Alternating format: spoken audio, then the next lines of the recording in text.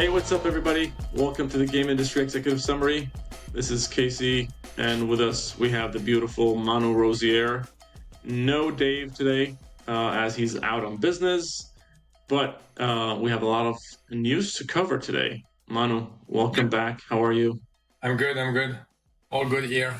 Let's jump in. Oh, I mean, unless you want to ask me about stuff. How about what? Yeah, straight to business. I don't play. I don't have time to play. I didn't play that much. I'm still playing this little zombie game, but that's all. I finally launched Call of Duty, but just for some multiplayer stuff, and it's different, right? It's a Black Ops. It's not a Modern Warfare this time, so you can feel the difference. And I'm more used to play Modern Warfare than Black Ops, so it's good discovery for me. Is it still like different teams that are leading these initiatives with Black Ops? If you remember, okay. I think so. I've not checked, but usually you would have a Treyarch, Sledgehammer, Infinity Ward. Yes, but I've not checked which one is doing this one. If you can do that, and while you're doing that, I'll say we're doing a small birthday party for my kids, and we ordered an Elden Ring cake. So in the next episode, I'll show you a picture of that Elden Ring cake, which is a bit fun. I'm expecting my official Elden Ring mega mouse mat. Yes, ordered a few months ago, and the moment I saw it, I say I need this mouse map. So I'll show it. Amazing. Yeah, I'm looking forward to it. Then you can just send me a picture, and I'll share my screen. I think it seems like, by the way, not intentional. We matched T-shirts today. Yes, and I steal some of your beard or of your hair, right? Absolutely. Okay, and then Manu, I'm going to jump into it, and obviously, as usual, I mean, you always have something that we can learn from to say about this, and this is probably a news item that I don't think anybody's surprised by, but it's obviously a shame. Let me just share my screen while I speak about this. The number one item on the highlights today is, of course, Sony closing the Concord studio permanently. Forgot the name of the studio. I'll probably find it. Firewalk Studios. Yes. We're not surprised, of course. There's also another studio in Finland, Neon Koi, which I believe is a mobile studio. Let me know if that's true. It was supposed to build a live service game for mobile, but it didn't produce anything in the end. So, yeah, I think it's one of the last time we discussed about the Concord story, and it's an unfortunate end, but it was written on the wall the moment it launched so poorly. I think they might have looked at releasing in free-to-play, but probably realized that's not going to change that much, because that's not just a entry barrier problem, I would say. Yeah.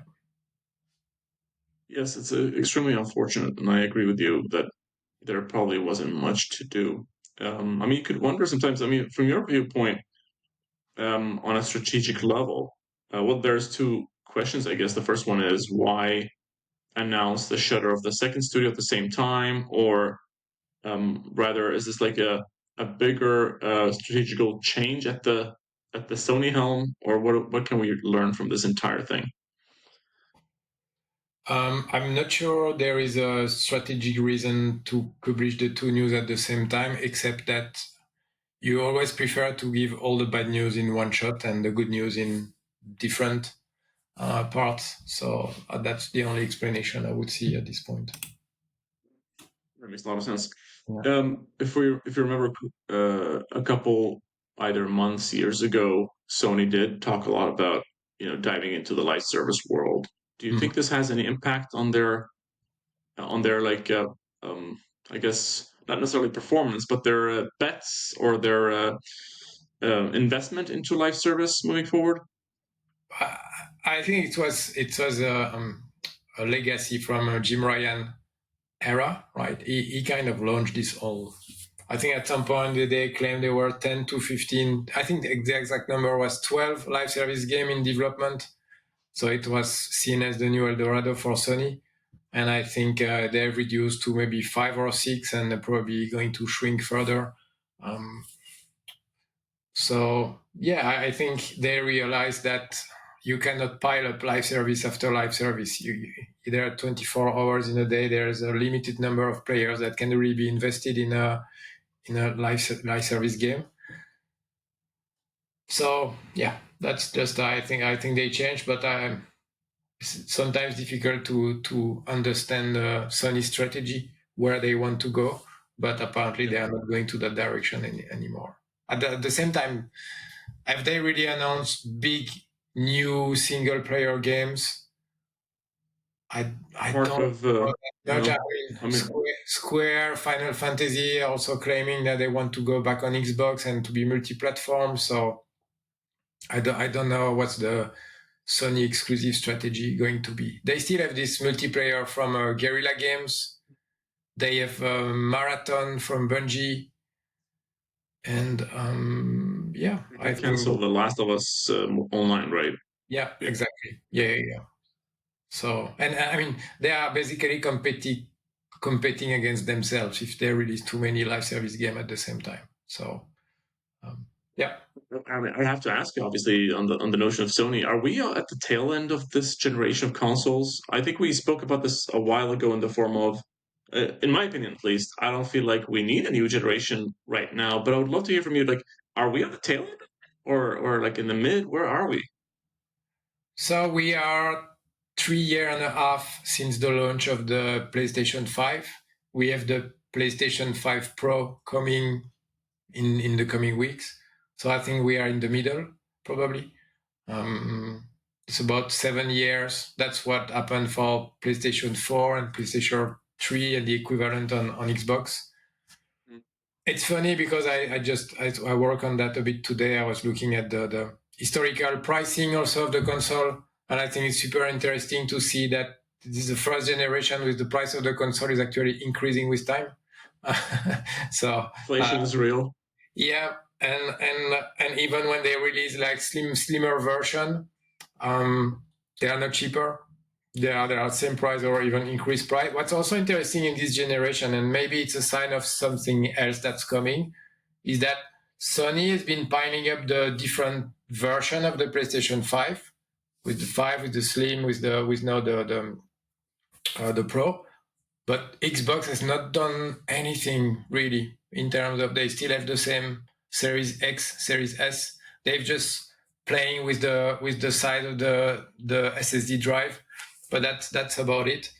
So it's interesting that in the past, I remember the Xbox One, there were so many variants of the Xbox One, it was difficult to follow between the 500 gigabyte, the 1 terabyte, 2 terabyte, the One, so the base, the Slim, the S, and then the X. And now it's much easier for Xbox, and they have not really reacted to the launch of the PlayStation 5 Pro. They've only announced, I think, a 2 terabyte Series X, but nothing new when it comes to power. So I think it's interesting.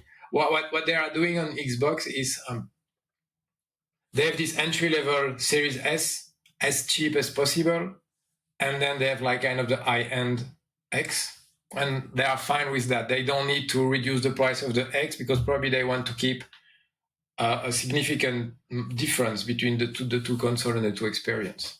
And the S is becoming like, in some way, maybe soon more of a streaming platform than anything else, because we also know there is this bottleneck in performance from the Series S on Gen 5, which is causing trouble from developers. So yeah, long story short, middle of the gen. Maybe there won't be anything else in the next 5 years, but I think the console that can make GTA 6 work is probably going to be there for a long time after that. Yeah. That's probably like looking at GTA 5, which was like, did we say it was a 14-year project at this point? Then GTA 6 has to be like a 20-year project, maybe. I don't know. GTA 5 was what 2014 and 2015, I think. So we're at 10 10 years years. ago. Yeah. Yeah, Yeah. about that. Assume they might have started GTA 6 before, but probably they were still busy with 5. So at least 10 years, yes. 12 years. Excellent analysis of that. I really appreciate it. I'm going to move over to the next item. Yeah. And I was not prepared enough to share my screen. I think this goes a bit hand in hand with the GTA conversation. The Sims 4 gained more than 15 million new players in the past year, despite being over a decade old. I mean, do we even need a Sims 5? Like, there's nothing wrong with that, right? Absolutely. The Sims is a super interesting business case on many levels, right? People might wonder, why is there no competitor? Why is nobody putting the money on the table to really come and get market share? And there are a few. There is Inzoi from, was it Grafton or another Korean company that has been announced, and then they did some demo or just like character creation on Steam. Which one is it? Live by You has been cancelled, and then there is Paralive left, or is the other way around? Yeah, I'm gonna try and keep up here with. I'm on a laptop today. Trying to keep up with sharing the screen. Paralive is still there. Live by You has been cancelled by Paradox a few months ago. So yep, remember that. I think people are just. It's too big now. It's too late. And I believe the Sims player are quite fine with the content, with the updates. I would say the only thing that might be interesting is some kind of multiplayer mode that has been announced by EA anyway. So, but beside that, I mean, it works, right? It's just, it's such a unique experience. I find, from a sociological standpoint, I find it super interesting as a game, as an experience for so many years. It's also a specific audience. Some of that audience probably don't play any other game than just The Sims. And so it's great, more players, which means the game will continue to get more updates. And it's really a great story as such. I agree on that. I'll move over to the next item. I mean, speaking of Xbox, it seems like at least there's an indication. I would love to hear your thoughts about this. There's an indication of maybe Call of Duty. So Call of Duty Black Ops 6 breaks records for Game Pass subscriptions. So are we finally seeing maybe the fruits of the labor of the Xbox strategy of focusing on Xbox Game Pass and maybe like, to your point maybe earlier, like, Xbox as a console is not a thing anymore. It's like the platform that lives across any the platform that lives across any platform. I think they might have shifted even more Xbox player to the subscription, to the Game Pass.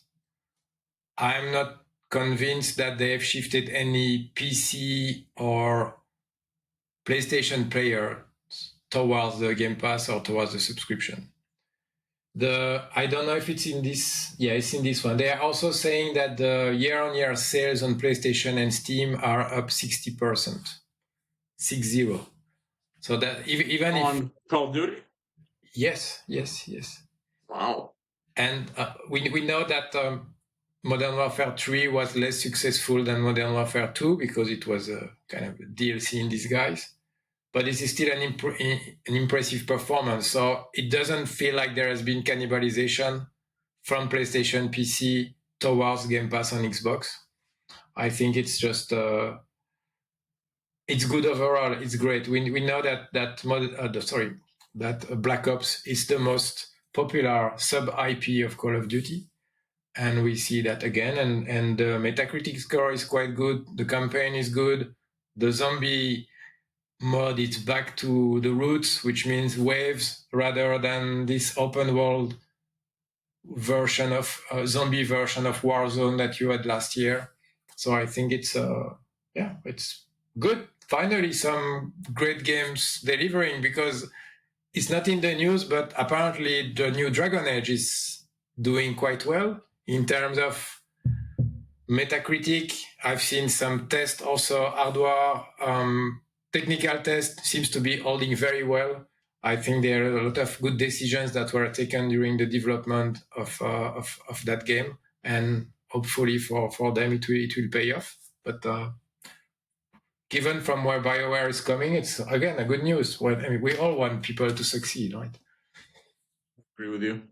I mean, and obviously that studio has struggled for a while, but I'm actually, to be honest with you, I'm very surprised to see that Black Ops 6 broke the records. Now, I'll preface by saying I haven't been following Call of Duty as much, but I thought with Modern Warfare 2, like maybe the ceiling was hit, but I guess I'm wrong. But I would love to hear from you. Is there anything unique that is making, like, what is pushing the numbers and allowing them to kind of like, have these records? I mean, because I'm asking because I was assuming there might be fatigue, there might be I don't know, but let me know. I mean, what do you think is driving this this record? The lack of Battlefield probably is still. I mean, it's been now 3 years since Battlefield 2042. So there is no disturbance. There is, if I remember correctly, there is not that much more content drop within Battlefield 2042. So as a premium game, Call of Duty is the only one in the spotlight. So that's one thing for sure. And I think the Call of Duty audience is a bit like the FIFA or the EAFC audience. It's there, right? It's always there. There is always a critical mass of players that will buy the game every single year, unless it's really bad. And it's some of that audience is silent. It's just not complaining. It's just playing. There's not that much negative thing happening with Call of Duty. The only problem last year was that the campaign was very short and not of high quality. But beside that, the multiplayer is still, it's good, right? I mean, you're never surprised. Absolutely. From one year to the other, they will change the time to kill, they will change the movement, the speed, and stuff like that, and they go in circle. Then it come back to where it was 2 or 3 years ago, but bring some variation. But if you're hooked by the game loop, you just keep playing, right? And if you don't really like the new one, you can still play the last iteration, the previous one. I think there's still a big audience for that. So yeah, I think it's doing well. They do it well. I'll move over to the next item. I'm not sure. I feel like at this point, this podcast is going to be called the game industry Ubisoft summary. But I'll let you comment on this one. So Ubisoft launches first ever blockchain game with NFTs costing up to 50,000. Wow. Okay, I was just making sure that I was actually reading that properly. So they launched a game with NFTs in it costing up to £50,000. Obviously, we all know how NFTs behave and how that.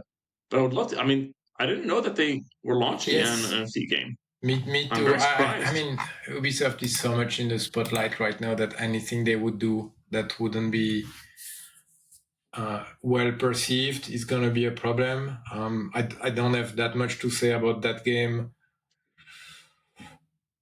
Yeah, NFTs. I mean, the moment you use the word NFTs, you know you're losing your audience, and probably. Sorry to cut you off there. I do feel like we are in this, not necessarily transition phase. It's not that drastic, but we're finally, if you remember, like from 2019, 20, that's when like the crypto craze was going on, and then all these investments were happening into the crypto type games or the Web3 type games, and now finally we're seeing some of that outcome. We talked about Off the Grid, looked amazing, and I actually want to go back and check the numbers on that game as well. But do we know what? I mean, what? I'm not going to comment on the, I guess the the 50,000 NFT. That's not what is important here. What is important here is it fun? Yeah, Are people exactly. engaged? What type of game is it, really? The NFT or blockchain or whatever is behind should stay behind. But what is important is the gameplay, right? People, they just want to play games. They don't want to play collectible simulators, or I mean, sometimes you have like this card game simulator I've played, but not like involving a lot of money exchange. I would say so. If it serves a good game, yes, but if it's just designed to include that kind of stuff, and then they think about doing a game, I think that's the wrong way, right? So I still don't feel that it's gonna work as long as the gameplay is not better than a non-NFT type of game, and that's as simple as that. It's never gonna be mainstream if the games are actually don't stand out from an innovation perspective or from a just gameplay perspective. There's that one, of course, and then the other one is here, and I'm quoting the article. Ubisoft did not comment on the game's adults-only rating, presumably for its blockchain basis and use of cryptocurrency. So obviously, that's also another roadblock, so to say, in allowing a bigger audience to come in and maybe have fun, because you need to use, I guess, crypto or whatever to make transactions. Okay, I won't press you further on that one. I'm going to move over to the next item on the list here. And this time we're going to talk about Nintendo. So Nintendo made a music streaming app for Switch Online subscribers. Interesting enough, I got an email this morning that I kind of swept through, and there was something about Nintendo and music. I just deleted it. But I'd love to hear from you. What is I Nintendo just saw doing the news with also music? today. I'm like, is it like some kind of Spotify thing with on the Switch? I don't know. Or is it like Nintendo only music? Probably not. Oh yes, playlist themed around games, moments, moods, or characters. It's funny. I just bought the alarm clock for my kids. You know, the Nintendo alarm clock. I don't know if we discussed that. Yeah, probably. Yeah. Oh yeah, absolutely. Yes. It's super fun. You actually bought that one. It's not fun because Okay. you know. Yeah. But it's Are the kids it's an enjoying interesting object. And here, I don't know. It feels like they are doing everything in the world on Nintendo sauce, right? It's just what's next? So so this is an app you download, and that app is just focused on Nintendo music, Yes. like Nintendo games music. The app features curated playlists themed around games, moments, moods, or characters. Though you can also build your own, I guess, playlist. It also supports streaming as well as downloading tracks for offline listening. But I'm just confused. Why? Did anybody ask for I this? think the idea is that all these music assets have not been released on Spotify or on other music platforms. So they're basically saying, you can find our music through our app, through our subscription. So they're kind of increasing the value, the perceived value of the Nintendo Online subscription. And then I guess at the same time, it's some fan service. So it's just, it's very simple. I think they just keep adding nice stuff for their fan base. It's just about that. It's new layers. It's on top of game. They will have that. So with doing this, I guess they hope they will increase the number of subscription on their online service. That's how I see it at this point. It's a bit like Amazon piling up features within the Prime membership. Yeah, it just feels like it's a bit odd in the form of it's not like a single platform that is getting more features. It's just these different things that are living across different places. And then, because I don't know what to do with it, to be honest with you. Does the clock allow you to put whatever song you want from the Nintendo library, by the way? It can probably put a lot of Nintendo-related sound and noises and stuff like that. So yes, you can play with that, but it will remain the Nintendo ecosystem and IPs. Yeah, fair enough. I'll move over to the next item in the news. Germany launches new grant to fund gaming startups. German authorities say the grant will strengthen Germany as a game location. very interesting. What can we? So this is an official German sanction, like Minister of governmental State for fund. Culture Is that and correct? Media. So that's good, right? Because we usually hear a lot about massive investment in the Middle East and things like that. And now it's good to see that in Europe also some countries are acknowledging the importance on being present in the video game landscape. Yeah, and I'm reading here that it says that according to game developer, I'm not sure if they're pointing to a game developer or, but anyways, successful bids for this fund can secure roughly $3,000 per month over an 18-month period to help focus on the founding phase and drive forward. So it seems like students and newly formed studios is the focus in getting more companies. It's very small to start teams. up and it's make really games in Germany. The smallest startup you can think of, but that's a start, right? Because that allows, I think that will push mostly for creativity, because people will like to try things knowing they have this kind of net, and I'm sure they will grant that only to the ideas that make sense and that can be innovative. So I think it's good. It's interesting. I think it's probably this kind of stuff is probably doing more for creativity than just piling up hundreds of millions to invest in big studio and make AAA games. Oh, good Lord. I agree with you. I mean, I was talking to a person a couple days ago about the city of Skövde, and I think we mentioned this before. That's the same city. It's roughly 40,000 people. Obviously, they have a student program for video game design and programming and all that stuff. And that city has produced Satisfactory, Goat Simulator, Valheim, and a bunch of other successful titles like million, what do you want to call million sellers, I guess, or whatever you want to call it, in that tiny spot.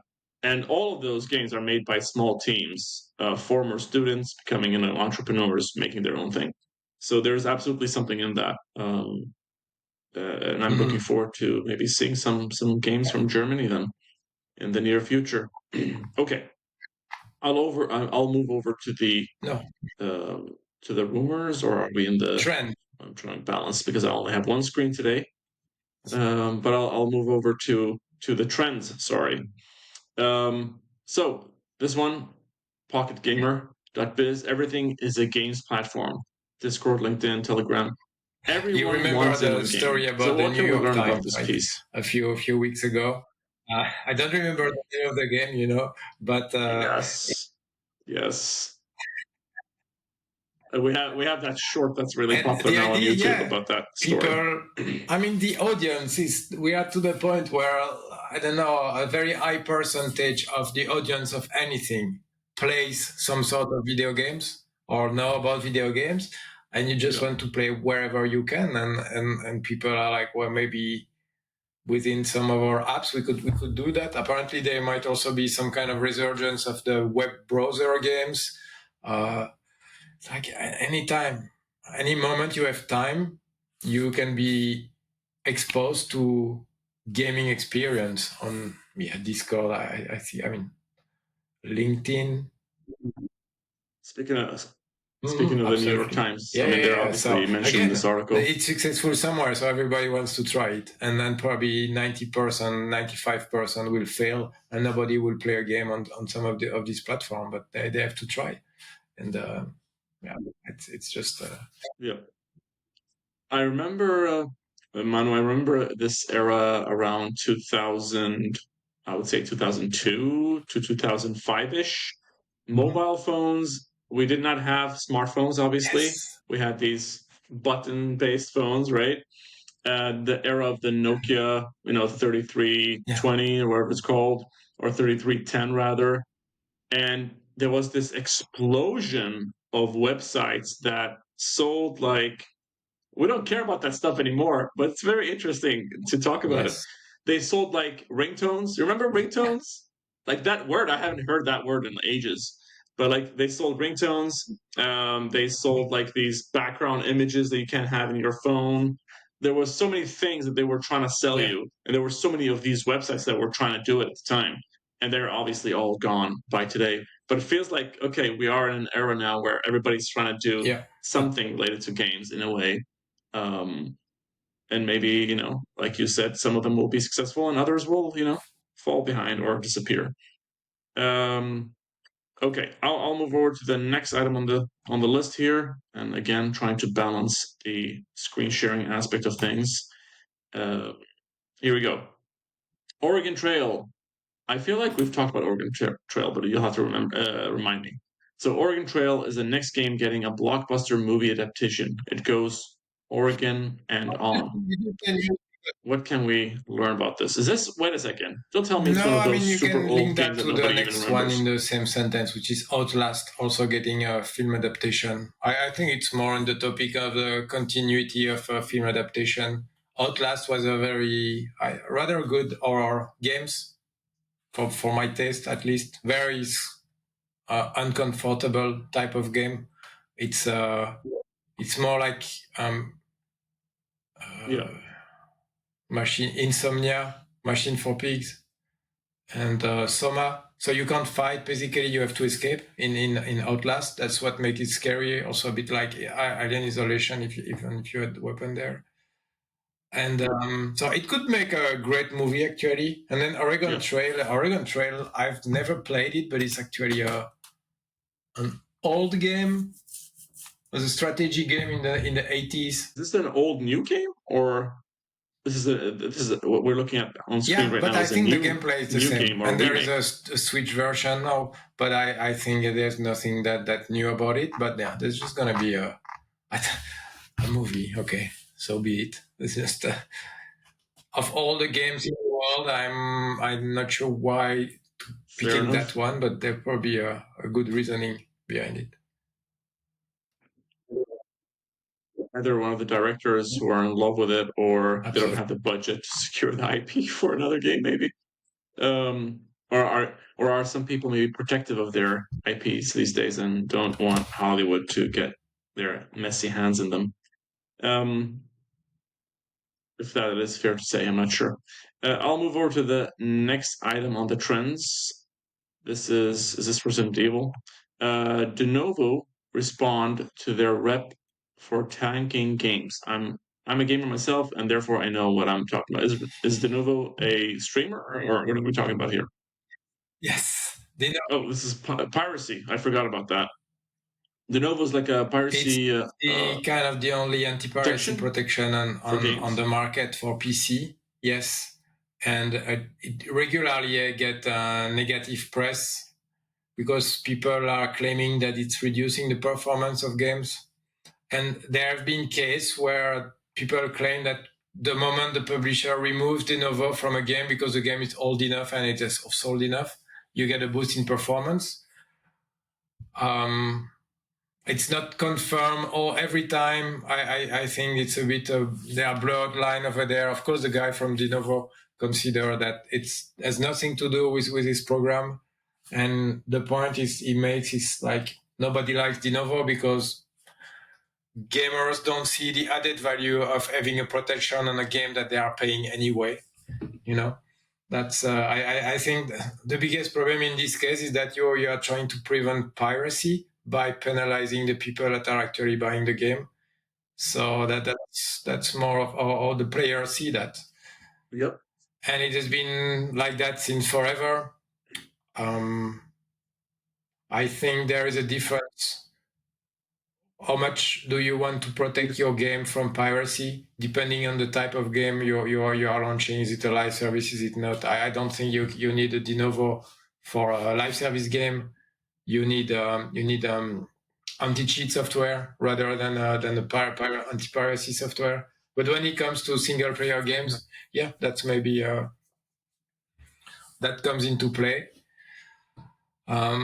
And it can be temporary, right? The thing is also in the past what has happened is the publisher would provide review copies of games without the protection, and the protection would be added at the moment of the launch of the game. So there's also something that feels shady and doesn't want you to trust the publishers or the Denuvo company itself. So yeah, it's just, but the change also, and one why is that a piece of news is I think Denuvo will now be more proactive and replying to the accusation, because they tend to be very silent. But I think probably they will come.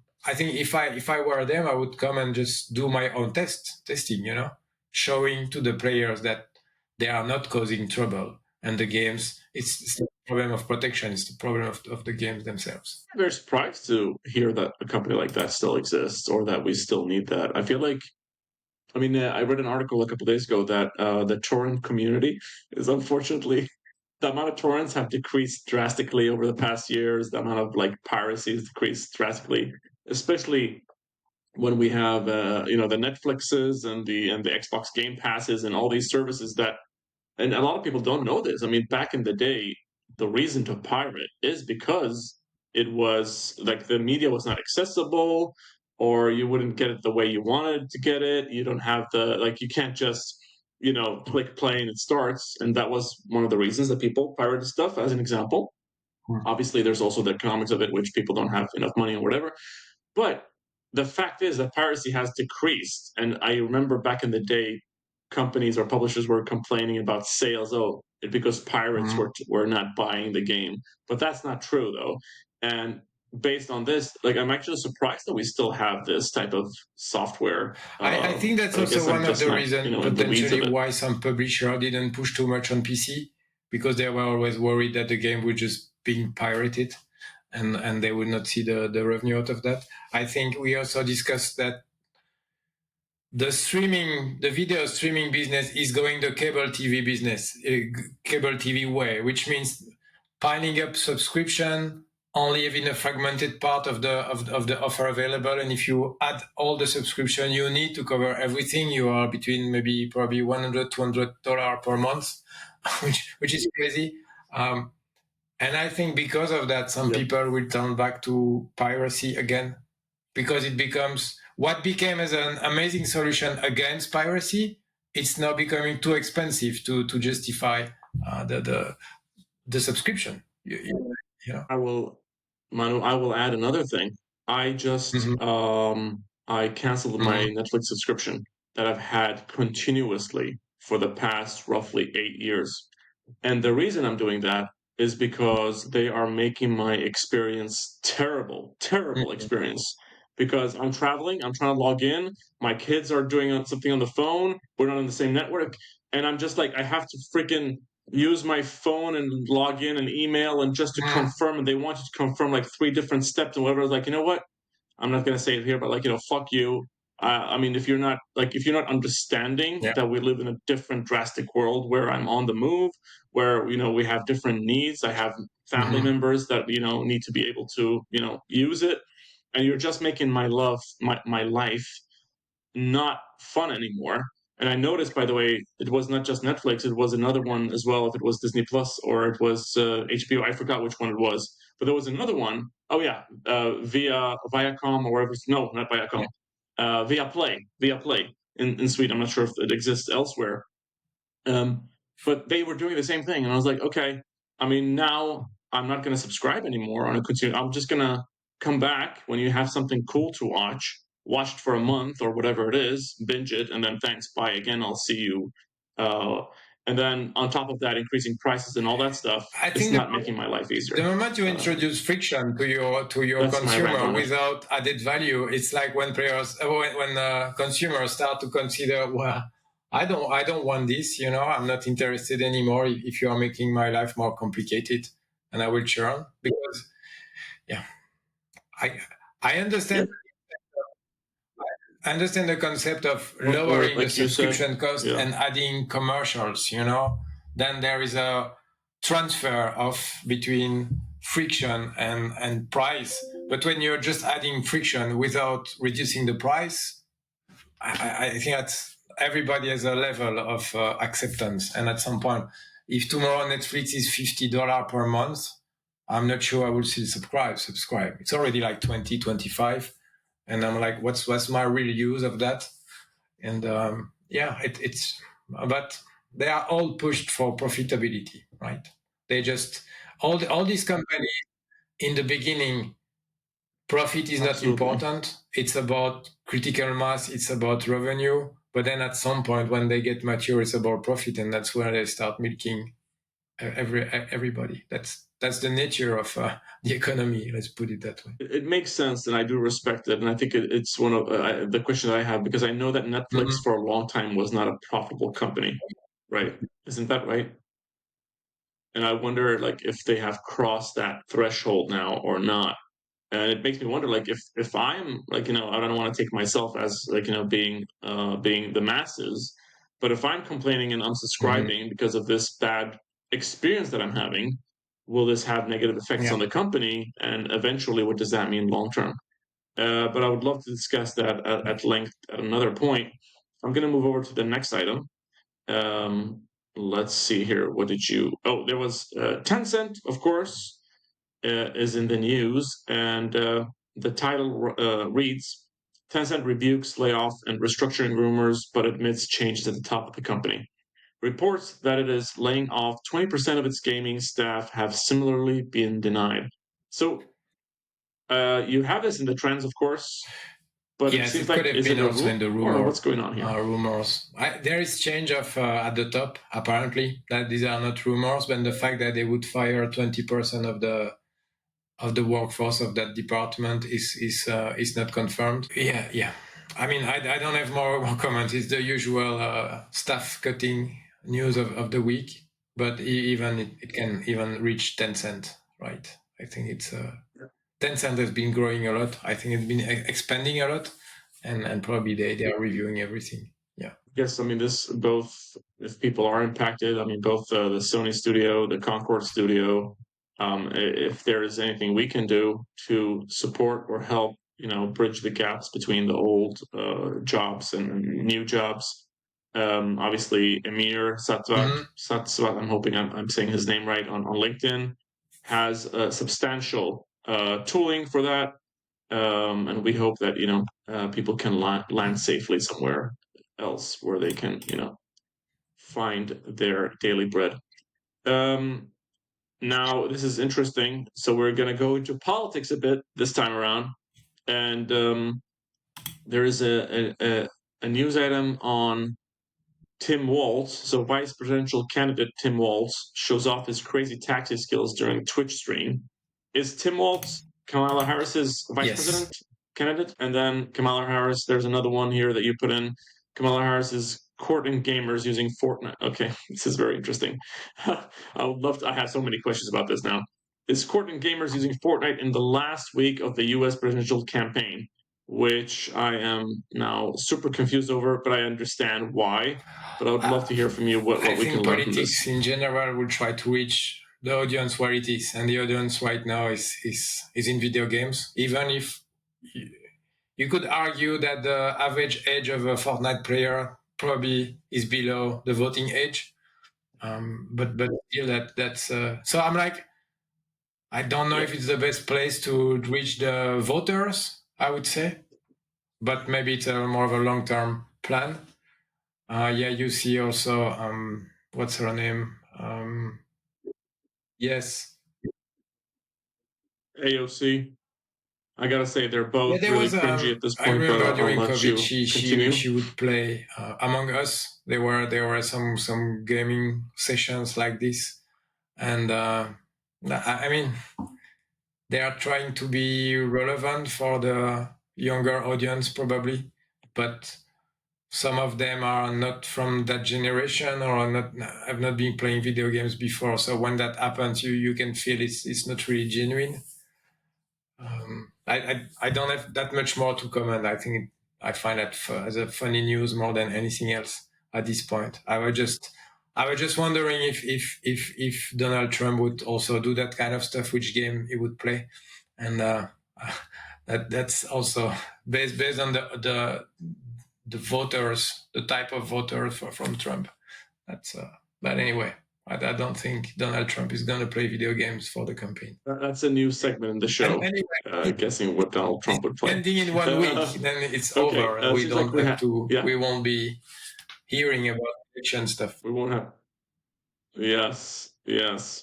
Okay. So nothing in the rumors, but I'll move over to the numbers. Undisputed hit an indie-made boxing game featuring real fighters has just sold 1 million copies. I love this story. That's good. So there is still room to be successful in sports outside of EA and Take-Two and 2K. Sorry. Yeah, it's good. It's I like this concept of being very successful in a small niche. It's sometimes better than trying to be successful in a big market, in a very competitive market. I think if you nail your audience, even if you know that you're only going for a small pool of players, if you achieve a very high market size in that pool, then you get better result than such an infinitely smaller market size in a bigger pool of players. And in the case, it looks like it's a game done by passionate people. They also managed to get the license, the name of so it's very relevant. And it's good. It's never gonna sell 20 million units because there are not so many fans of the real life sport. I mean, not to the point that they want to play video games, but I think it's why not? So I'll comment a bit here because I am very into fighting sports, especially the UFC or MMA, and then a bit of boxing, I'll say. Some takeaways that I'm seeing in front of me, just because I'm not. Yeah. So I follow the sports. I don't like to play the games, but I'm very surprised over the quality. Looks freaking amazing, especially considering it's their first game. It seems like, and then also I'll add, it seems like it's 3 brothers who've never made games before, and now they have a studio and they make boxing games. On top of that, the boxing world is a very sketchy world. It's like a lot of crooks in that world.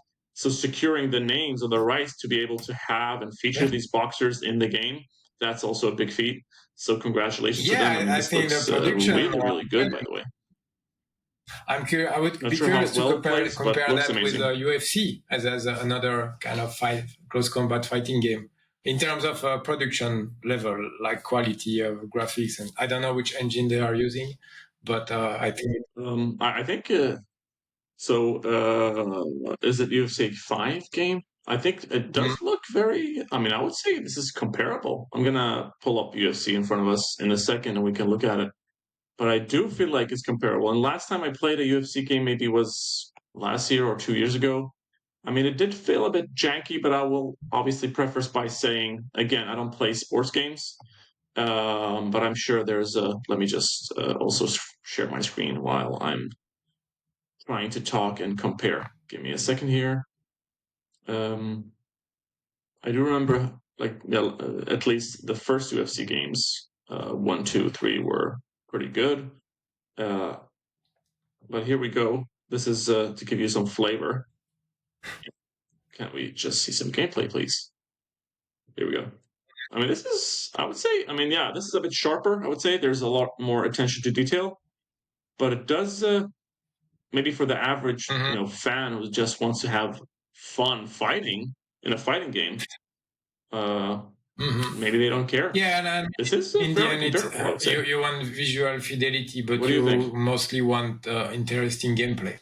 So, and also the Undisputed game, they are relying heavily on esports, so that will be a big component of the game, which makes it also different approach compared to UFC. So I will.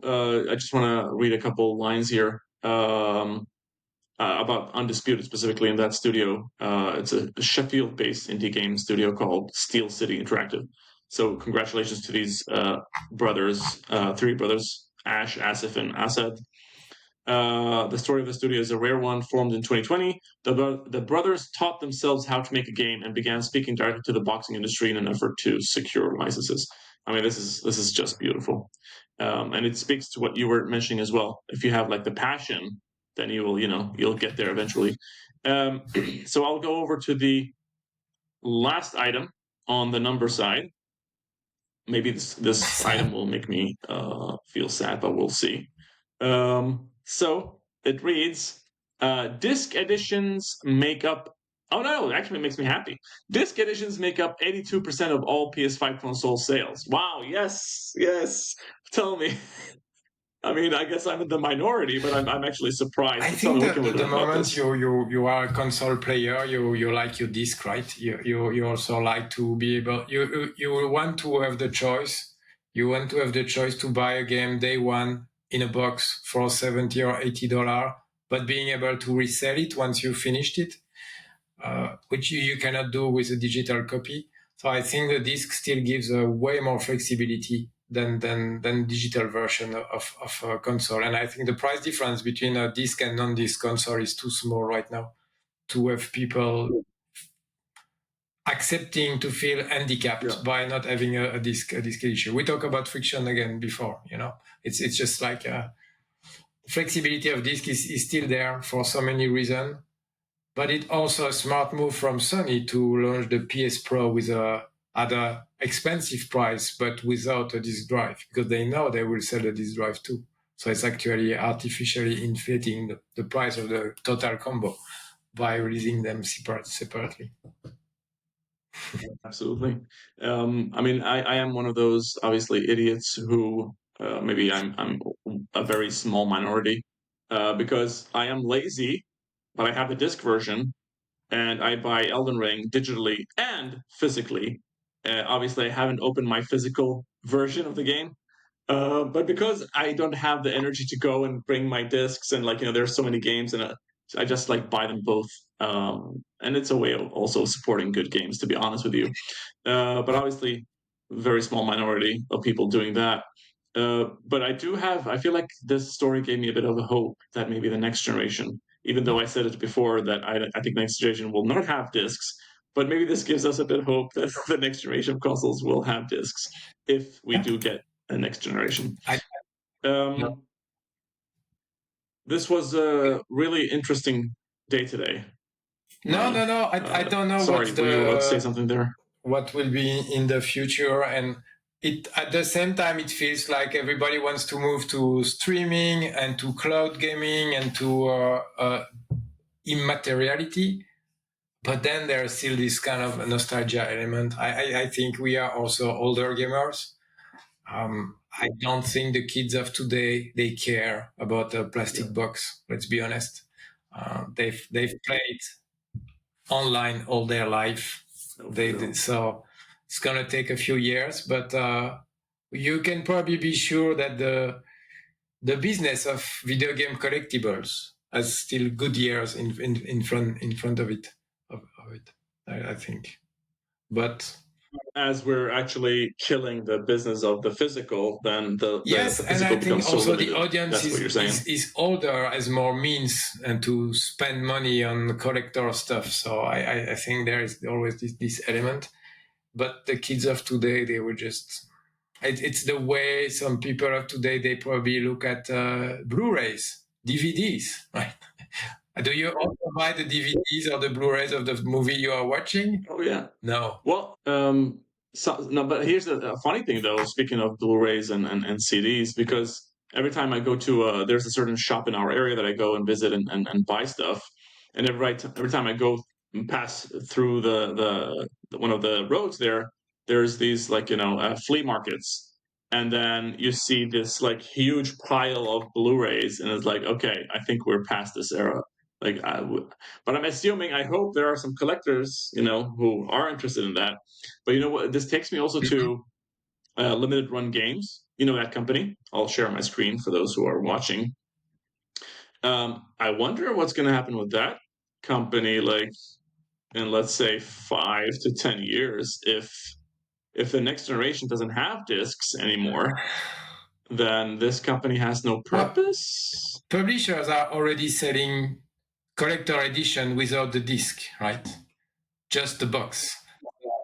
That's true, right? That's it's like that. But usually you would have a nice statue or some physical good, not just the box. But it's already happened for a long time. I think they. But at that point, it doesn't become a version of the game. It just becomes memorabilia, I guess, absolutely. Or a collectible item, and not a game. Yeah. Manu, this was really terrific today. I really appreciate it. Thank you so much for joining us and breaking down stuff. I guess we're at the end of the show. So thank you everybody for tuning in. We've said this before and we'll say it again. Obviously, any support you can give to us is really appreciated and helps us, reach a wider audience where we can help educate people. Find our newsletter, mightydiamonds.substack.com. I'm still here. Are you here? I would say happy Halloween because it's Halloween today. Sorry. Boom. Okay, I'll add a spider or something in the cover art, and we'll see if I manage to remember. But yeah, mightydiamonds.substack.com. That's where you'll find our newsletter. Please subscribe, follow, do all the things that are required. I have some small news as well. I have officially abandoned Twitter now. I still have my account just to view stuff, but if you want to see any interactions, you go to Blue Sky, which seems, by the way, this is maybe Manu. This should be on your trend or one of your. A lot of gaming people are abandoning Twitter, or like at least for real starting to post and create new accounts on Blue Sky. Has nothing to do necessarily with, I don't think it has necessarily to do with the politics that are happening right now, but more of the platform of Twitter becoming a terrible platform. So that's happening. But anyways, if you want to find me there, just search for Bring More Bread or just search for my name and you'll probably find me. With that being said, Manu, again, thank you so much for joining us and helping break things down. Looking forward to next week to hear your opinions. Thank you, everybody, for watching, and we'll see you on the next one. Bye.